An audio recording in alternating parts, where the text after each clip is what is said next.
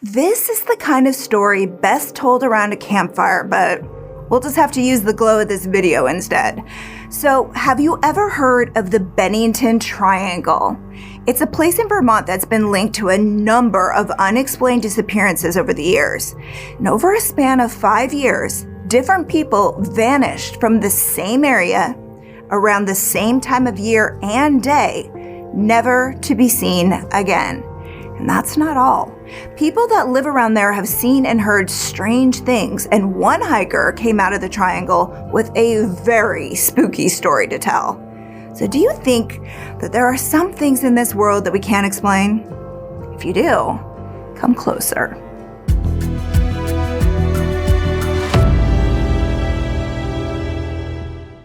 So you've heard about the Bermuda Triangle, right? Well, it's not the only triad to earn a creepy reputation.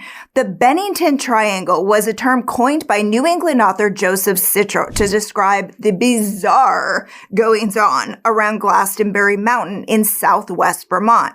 So, let's start with the missing people. Now, beginning in 1945, you had a pretty fair chance of disappearing if you set out on a hike in that area. The first to go was Middie Rivers. He was a 74-year-old hunting guide who knew the area like the back of his hand. On November 12, 1945, he vanished while he was leading a 4-man hunting party through the woods in an area very fittingly called Hell Hollow. 1 minute, he's ahead of them on the trail. The next, he's gone. The hunters found their way back to camp and thought he'd be back any second. After all, he was their guide. He knew the woods better than anyone, but he never showed. A massive search party was formed with volunteers and the National Guard. They spent 8 days looking for him, but all they found was a cartridge from the same type of rifle he owned. Nothing else. No sign of attack, not by an animal or a human. He was just gone. A year later, another backpacker discovered the bad side of Mother Nature. It was December 1st, 1946, when 18-year-old Paula Welden vanished. She was no tourist who happened to lose her way in the woods. She was a sophomore at a nearby Bennington college, and just like Middie Rivers, she was very familiar with the trails. In fact, she was even wearing a bright red parka, so she was easy to spot. Now, that jacket made her memorable to the people who crossed paths with her that day. Around 4 p.m., one elderly couple was hiking the same path. They were about 100 yards behind her when she walked around a bend in the trail, and they lost sight of her. They didn't see her on the trail again. Now, the weather was lovely for that time of year, and there were no reports of animal attacks. There should have been no earthly reason for Paula to disappear. But that's exactly what happened. The last thing she'd said to her roommate was, "I'm all through with studies. I'm taking a long walk." She never came back to her dorm room, and her seat remained empty in class the next morning. Despite a massive search and that bright red coat she was wearing that would have made her pretty easy to spot, even in the brush and the forest, no trace of her has ever been found. Her disappearance did lead to something good. The Vermont State Police was created after Paula's father and other members of the community complained about the local police department. Unfortunately, the newly formed state police couldn't prevent another disappearance 3 years to the day after Paula vanished. And this missing persons case is something you would see on the X-Files. So get this.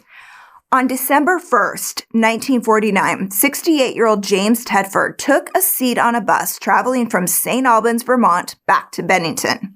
He'd been up north visiting family. Now, the trip should have taken about 8 hours total. Several other people on the bus, including the driver, saw him in his seat the entire time, meaning the bus would stop, people would get off, people would get on. He was there the entire time. In the late afternoon, around 4:30, the bus route took them through the Bennington Triangle area. When they pulled into town, James was gone. His things were still on the seat, his luggage still in the rack. 13 other passengers swore he was there after the last stop, and somehow he disappeared from a moving bus, vanished into thin air, never to be seen again. 10 months went by without any other strange disappearances. Then, in October 1950, an 8-year-old boy went missing in the same area. Paul Jepson was waiting by his family's truck while his mother tended to their pigs. When she returned about an hour later, he was gone. The search party included a bloodhound known for his tracking abilities. And yeah, he picked up Paul's scent and he followed it to a crossroads, very near the place where Paula Welden was last seen. And that is where Paul's trail ended.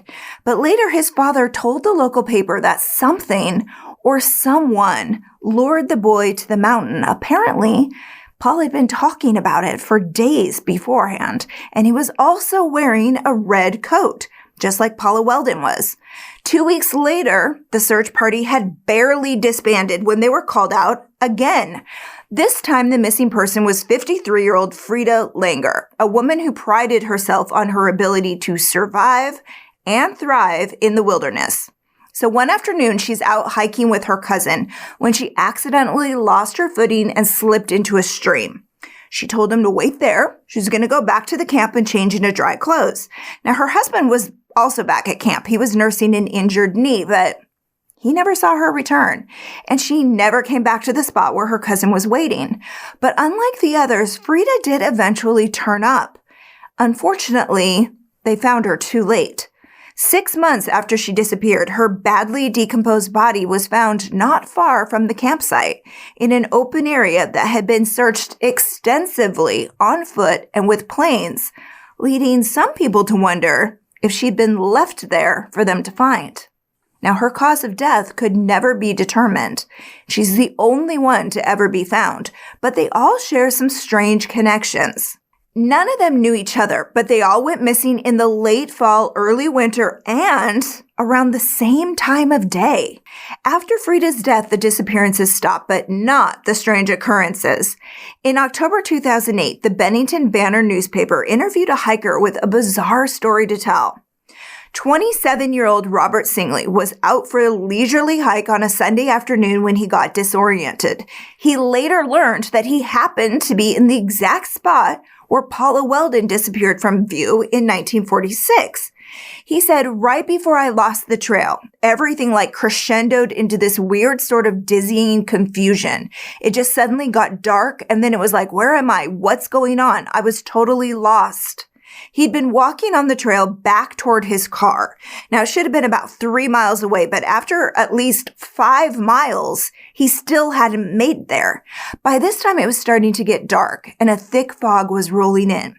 Now, he is an experienced outdoorsman, and he had a headlamp in his pack. But when he put it on, he discovered it was broken. At this point, he could hardly see the trail, so he decided to hunker down and wait out the night. Not far away was a large maple tree. He told the paper he was drawn to it. He said it was giving off a really weird, haunting energy. And when the sun came back up, he got on the trail and he kept walking toward the spot where his car should have been. By that point, he figured he was maybe less than a mile away. But he was so wrong. He had never left the trail, but he had somehow ended up on the other side of the mountain.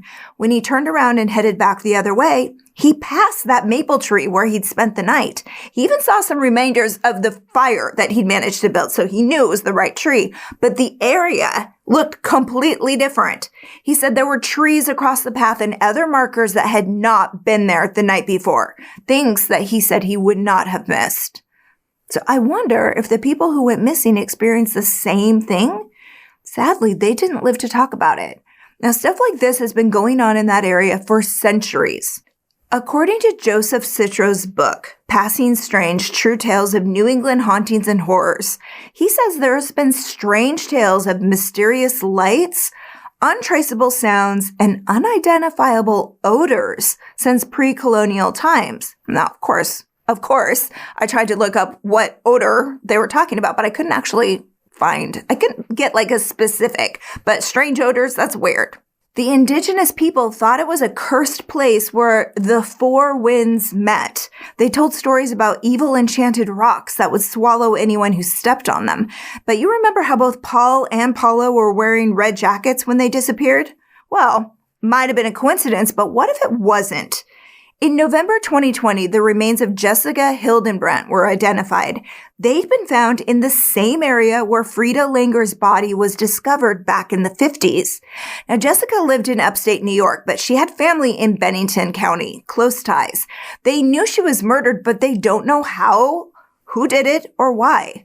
But get this, the 43-year-old mom was nicknamed Red for her beautiful red hair. Weird, huh? What do you think is going on in Vermont? Thanks for watching, but don't stop now. There's another recap coming up right after this, or check out our community page to weigh in on a poll or recent headline. I'll see you soon.